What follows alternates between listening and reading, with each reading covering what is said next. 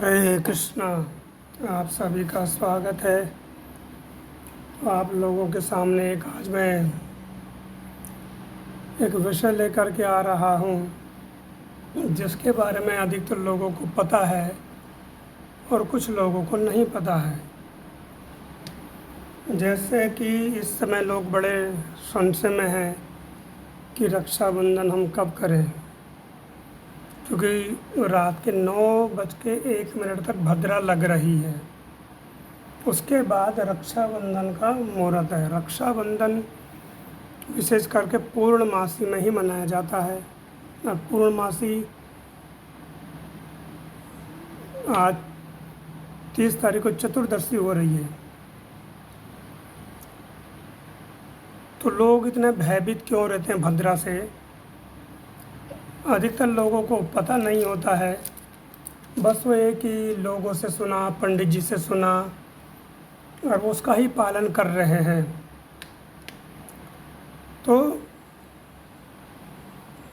मैं आप लोगों को बताता हूँ कि भद्रा है क्या और क्यों भद्रा में हमें रक्षाबंधन या शुभ कार्य नहीं करने चाहिए। सूर्यदेव, इनकी पत्नी है संध्या। तो संध्या देवी सूर्यदेव का जो तेज है, जो ताप है, वो सहन नहीं कर पाती थी। और सूर्यदेव से उनके दो संतानें भी, एक पुत्र और एक पुत्री।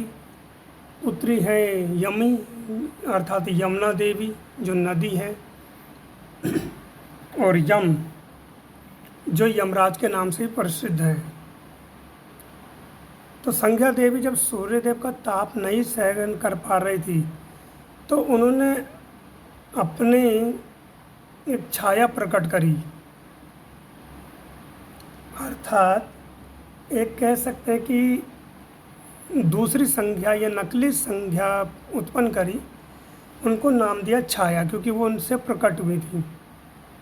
और ये सूर्यदेव या किसी भी देवी देवता को ये पता नहीं था कि जो छाया देवी वो संज्ञा नहीं है। तो संज्ञा देवी ने छाया को जब प्रकट किया और फिर उन्हें यम और यमी का देखभाल करने के लिए कहा, वो स्वयं चली गई चोरी छिपे ब्रह्मा जी की तपस्या करने। ब्रह्मा जी की जब तपस्या करने गई तो इस कारण से कि वो सूर्यदेव का ताप सहन कर पाए। और इधर क्या है कि छाया देवी यम और यमी की देखभाल करती थी, उनका लालन पालन कर रही थी। तो ये बात सूर्यदेव को तो पता नहीं थी कि जो उनकी पत्नी है, जो उनके राजमहल में रह रही है, वो संध्या देवी ना होकर के छाया देवी है। तो छाया देवी से भी सूर्यदेव ने संतान पैदा करी। कौन सी? शनिदेव। जो शनिदेव है ये सूर्यपुत्र है, यमराज और यमी के छोटे भाई हैं ये। तो क्या हुआ, शनिदेव को तो बाद में शिव जी ने बना दिया कर्म फलदाता या मनुष्य लोगों का, ये सभी का न्यायाधीश, कि जो हम कर्म करेंगे हमारे कर्म को विचार करके फिर शनिदेव हमें अच्छा या बुरा दंड देंगे। ये उनको न्यायाधीश बनाया। तो एक बार क्या हुआ कि असुरों का उत्पात होने लगा। पृथ्वी पर, देवलोक में, हर जगह असुरों का उत्पात हो रहा था। तो उन असुरों को रोकने के लिए सूर्यदेव से एक और तेज प्रकट हुआ, एक और शक्ति प्रकट हुई जो असुरों का नाश करने के लिए तत्पर थी।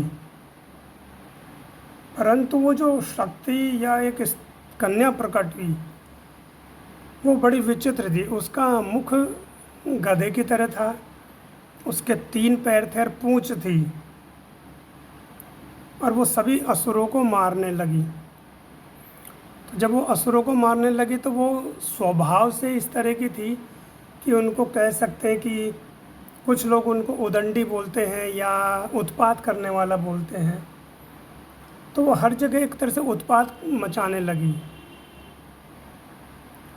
पहले असुरों को मार दिया, लेकिन फिर वो देवलोक में या ब्रह्मलोक में कहीं भी जाती तो उत्पात करती थी। तो सूर्य देव ने ब्रह्मा जी से इसके विषय में चर्चा करी। उन्होंने कहा कि अब आप ही कुछ बताइए क्या करें। तो ऐसा कहा जाता है कि ब्रह्मा जी ने इनको श्राप दे दिया। बोले कि तुम्हारे को हम एक समय देते हैं और उसी समय तुम कुछ भी कार्य करोगी, मतलब कि तुम उत्पात करोगी या जो कुछ करना तुम उसी समय करोगी, वो तुम्हारा समय कहलाएगा। बाकी समय तुम शांत रहोगी। तो ज्योतिष में कुछ शब्द होते हैं जिसमें बव, काल, बालव, कौलव, ये कर्ण कहलाते हैं। बव, वालव, कौल्व, ये ज्योतिष के जो आचार्य हैं वो समझेंगे ये क्या है। तो इनके अंत में भद्रा का वास दे दिया, उस कन्या को नाम दिया भद्रा। कहा कि तुम्हारा आज से नाम भद्रा है और तुम्हें ये हम एक तरह से एक सीमा दे रहे हैं कि ये तुम्हारी सीमा, तुम इस सीमा के अंदर रहोगे, ये तुम्हारा ये समय है।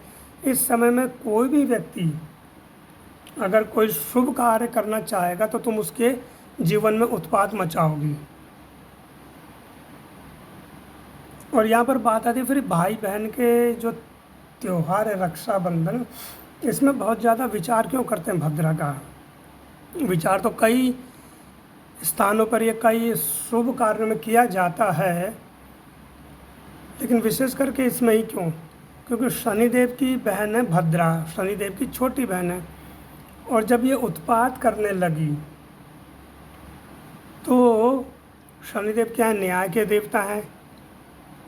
इन्होंने भद्रा को रोका कि तुम ये अनर्थ कर रही हो, तुम ये कार्य मत करो, परंतु वो मानती नहीं थी,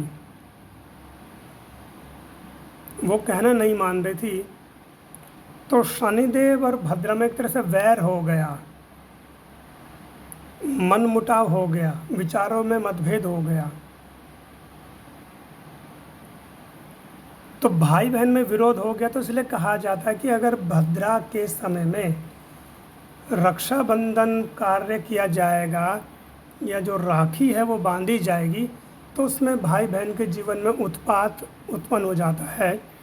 ऐसा भी पौराणिक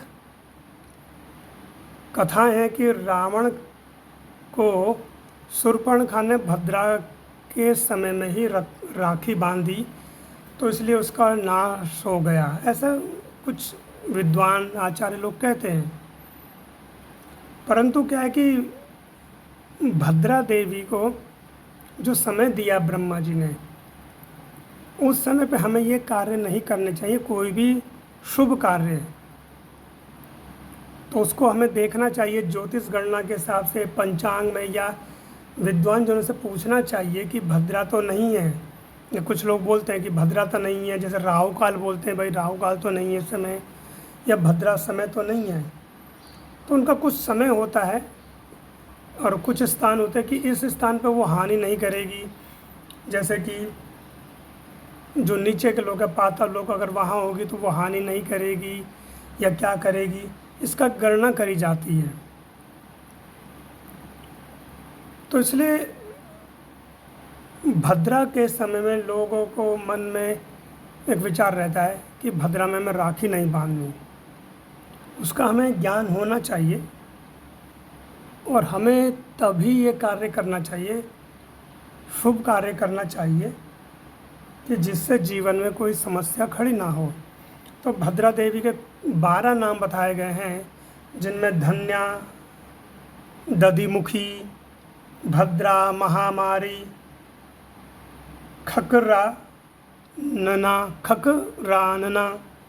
काल रात्रि, महारात्रि, रात्रि विष्टि, कुलपुत्रिका, भैरवी, असुर क्षयकारी, क्षयकारी का अर्थ है असुरों का नाश करने वाली, महाकाली, तो ये 12 नाम है। ऐसा कहा जाता है कोई व्यक्ति अगर इनके 12 नाम लेता है तो उसके जीवन में भद्रा कुछ अशुभ नहीं करती है।